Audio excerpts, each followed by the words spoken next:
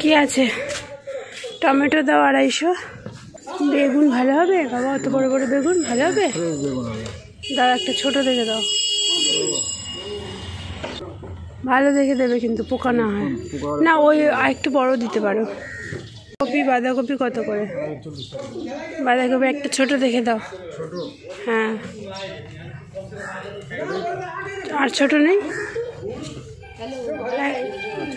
হ্যাঁ হ্যাঁ, এটাই হয়ে যাবে। কত করে বাঁধাকপি? Good morning. এই দেখো সকাল সকাল এই দুধ বাড়ির সামনে থেকে বাজার করে নিলাম। সবজিটাই দরকার ছিল, মাছ আছে আর সব কিছুই আছে, দুধ ফুল সব। খাওনি এখনো? খাচ্ছ? 1 চামচও খেয়েছো?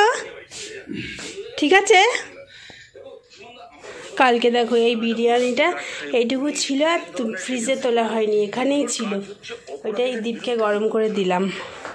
আমার বউ বলেছে শ্বশুরবাড়ি যাওয়ার আগে আমার চোখ খুঁচিয়ে অন্ধ করে দিয়ে যাবে, যাতে আমি অন্য কোনো মেয়েদেরকে ফোন না করতে পারি। এবং আমার বউয়ের কথা হচ্ছে অন্ধ অবস্থাতেও মানুষ ফোন করতে পারে, কিন্তু আমার বউ সেটাকে বউকে বললাম যে তুমি শুধু চোখ বন্ধ করে একটা ফোন করে দেখাও। আমার বউ কোথায় ফোনের বিভিন্ন রকম অ্যাপ খুলে ফেললো, কিন্তু ফোন করতে পারেনি। আমি জানি না কারা কারা অন্ধ অবস্থায় ফোন করে দেখেছো।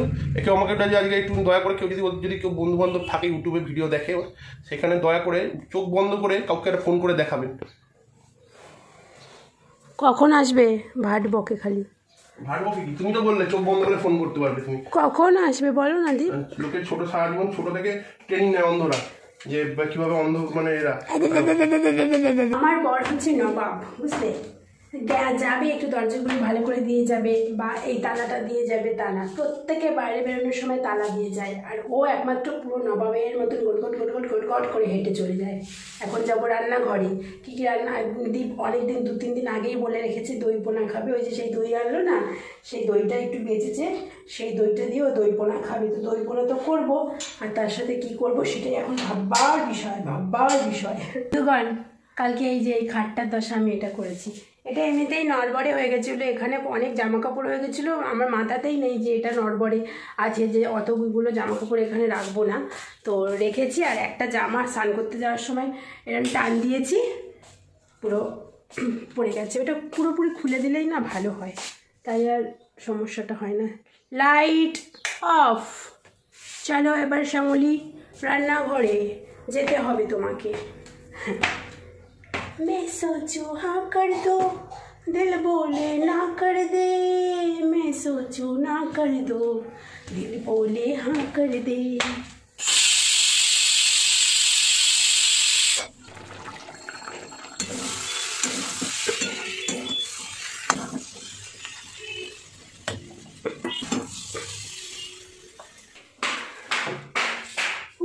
বাবারে বাবা, আজকে মাত্র 2টো রান্না করলাম, তোমাদের যা যা দেখালাম তাই করেছি। এত সময় লেগে গেল কি বলবো। সেই 11:40 রান্নাঘরে গেছি, এখন বাজে 2:26।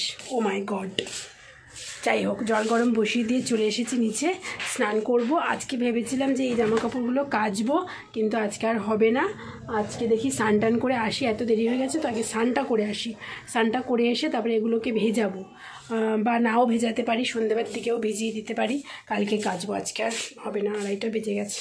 Hi friends, good evening. এখন বাজে 7টা। একটু ঘুমিয়েছিলাম, ঘুম থেকে উঠলাম, উঠে সন্ধে দিলাম। এখন যাচ্ছি দোকানে, কিন্তু দোকানে কেন যাচ্ছি হঠাৎ করে সন্ধেবেলা সেটা চলাতে তোমাদের যেতে যেতে বলছি, দোকানে যেতে যেতে। আর এই যে দেখো সেই চাদরটা পরেছি, সোয়েটারটা না কাচতে হবে, সোয়েটারটা এখন পরা যাবে না, তো সেই কারণে এই চাদরটা পরলাম।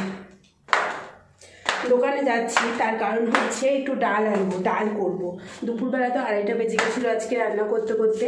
আর দ্বীপের জন্য মাছের কালিয়া তুলে রেখেছি, দই পোনা যেটা ও খাবে বলেছিল সেটা তো করেছি, তুলে রেখেছি ওর জন্য।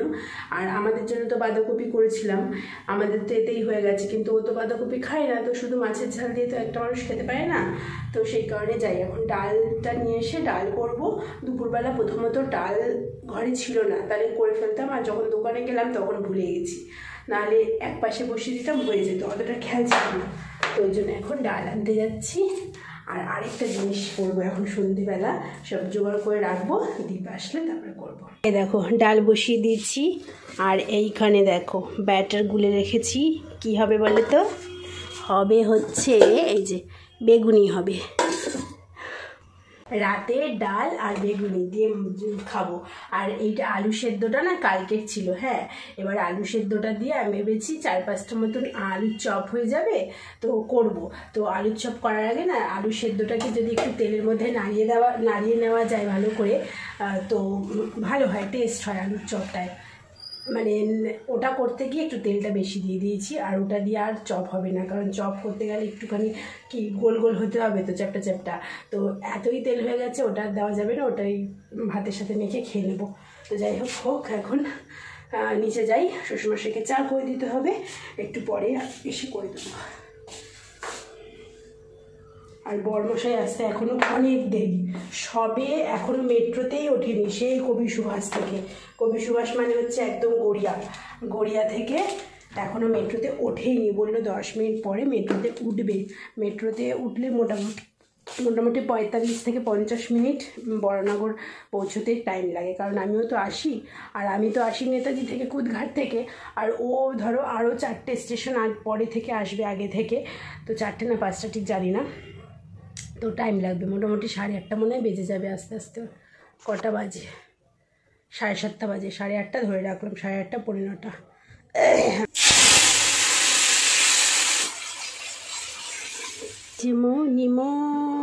যে মিশাতে No, scratching at the scars you left on my skin. We fight and we fall and we rise through it all till we find what we want, then we lose it all again. Your touch on my হরে কৃষ্ণ। বরের খাবার ready হয়ে গেছে, দীপের নাকি প্রচণ্ড খিদে পেয়েছে, চাও খেলো না, বললো আগে আমাকে খেতে দিয়ে দাও, তারপরে চা পরে খাবো। 9:20 বাজে, বেগুনিগুলো মনের মতন হলো না। দীপ এনো, কেন কি তোমার জন্যই তো এনেছি, কি দেবে খেতে মানে? সেই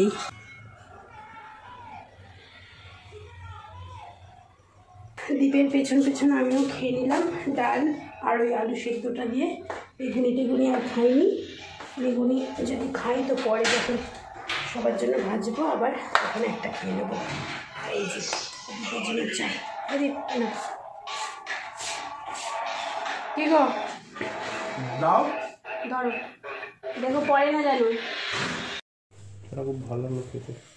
চলো বন্ধুগণ, কি ভালো কি তুমি রাতে কিছু খেলে না?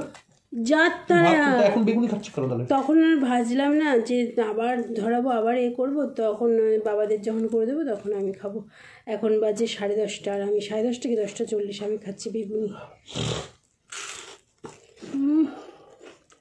মচমচে হয়েছে কিন্তু ফুলিনি, ব্যাটারটা আরও একটু মোটা করতে হতো। চলো তাহলে বেগুনি খেতে টাটা বাই বাই বলে দিলাম। যদি ভালো লাগে আজকের এই ছোট্ট ব্লগটা, তাহলে লাইক করো, চ্যানেলটা সাবস্ক্রাইব করো। যারা এই শেষ অবধি দেখলে তাদের অনেক ভালোবাসা আদর, সবাইকেই ভালোবাসা আদর, ধন্যবাদ। চলো তাহলে ভালো থেকো, ঠিক আছে, টাটা, গুড নাইট। কালকে দেখা হচ্ছে আবার নতুন একটা ব্লগের সাথে।